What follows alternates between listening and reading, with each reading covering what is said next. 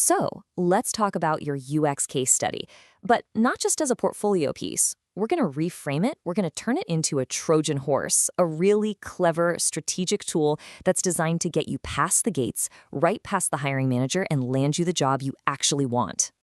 Think about it. You've poured, countless hours into your work, right?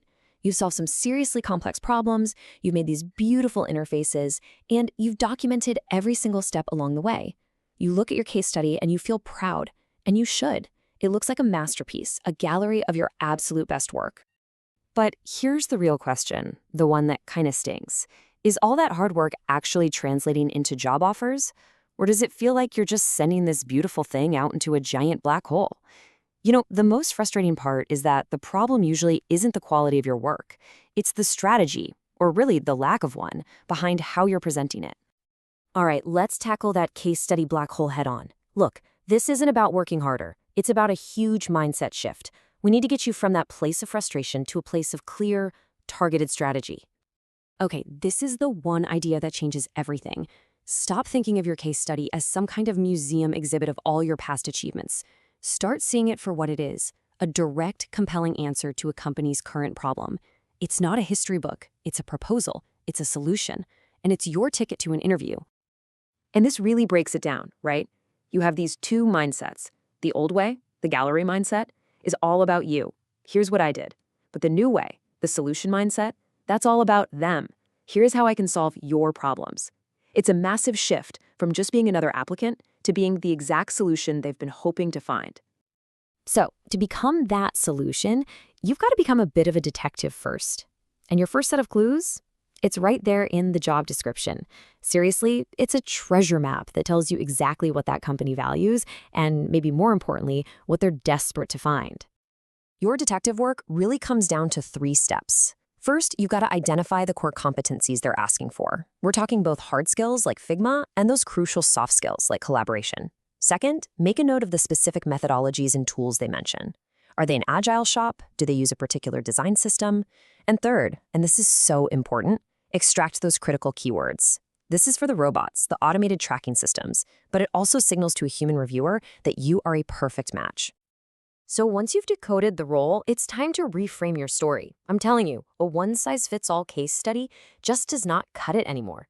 You have to tailor your narrative so it speaks directly to the needs that you just uncovered. Now, when you're picking which project to showcase, you have to remember this. Relevance trumps passion. Every single time. Yeah, you might absolutely love that passion project you did, but if you're applying for a B2B SaaS role, you better be showing them a B2B project. Matching the context shows them you already get their world. And you have to do it fast. You've got about 60 seconds. That's it. Most hiring managers will only spend about a minute scanning your portfolio. What does that mean? It means you need a super concise, high-impact snapshot version of your case study, something that lets them see the relevance and the results instantly, before they decide if it's even worth clicking to see more. And you got to think about who's actually reading this thing. It's not just one person, right? It's a whole team. A product manager, they care about ROI and data. An engineer's looking at it and thinking, can we actually build this? And a senior designer, well, they want to see your process, your rationale. Your case study has to anticipate their questions and shape the story to speak to each one of them. Okay, so you've picked the right project. You know your audience. Now, how do you actually structure the case study to grab their attention from the very first sentence? The secret weapon here is a really powerful communication framework. It's called the Minto Pyramid Principle. And basically all it means is you lead with the answer. Don't make them wait. Don't bury your amazing results at the end of a long chronological story. State your impact right up front. This is the opening that makes a hiring manager's eyes just glaze over. It's that classic step-by-step story that's slow, it's generic, and it completely buries the punchline. A busy reviewer might just give up before they even get to the good stuff. Now contrast that with this. A powerful, quantified result right at the top. Reduced ticket resolution time by 47%. Bam! That immediately answers the question, why should I care? It hooks them in and it proves your value from the very first line. That right there is the Minto Pyramid Principle in action.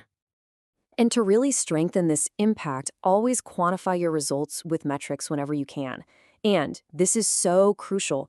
Don't just show what you did, Explain the why. Why that research method? What trade-offs did you have to make? This is what shows your critical thinking, and honestly, that's what they're really hiring you for. The case study is what gets you in the door. So now let's talk about those final crucial steps, aligning with the company's culture and turning that portfolio presentation into a job offer. Remember, that Trojan horse has to look like it belongs there, right? Fit is just as important as skill. Do your homework. Research the company's values. Do they talk about innovation all the time?